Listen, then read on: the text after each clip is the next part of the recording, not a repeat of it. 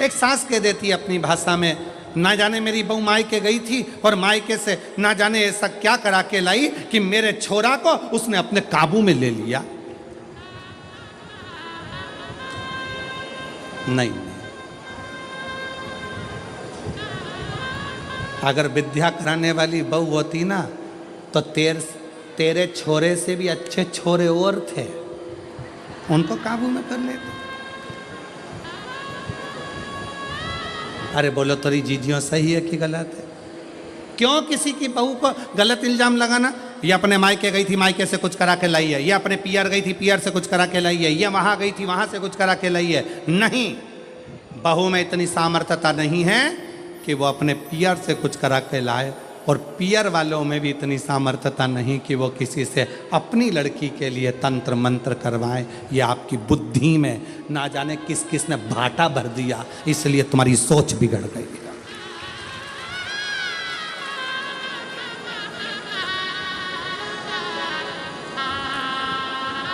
फिर कहा, फिर कहीं पहुंच गई महाराज जी के पास। महाराज जी बताओ, मेरी बहू बहुत क्रोध करती है, इतना चिड़चिड़ करती है, इसको थोड़ा डाउन करो ना, डाउन।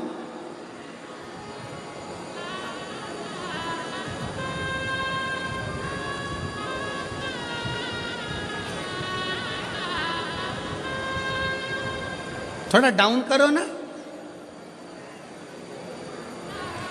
महाराज जी ने कहा तेरी बहू को लेके आना।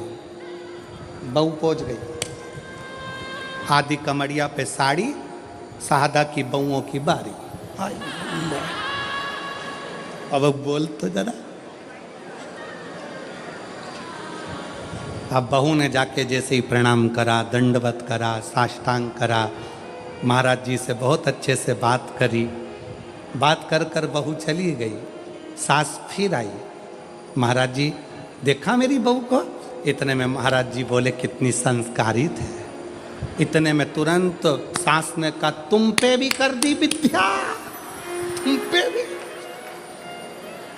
आई बहुओं की तीव्रता देखकर सास को प्रसन्नता होना चाहिए।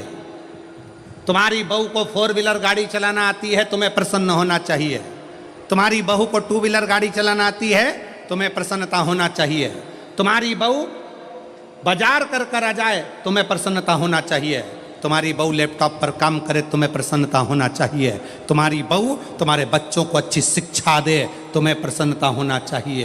प्रसन्नता होना चाहिए।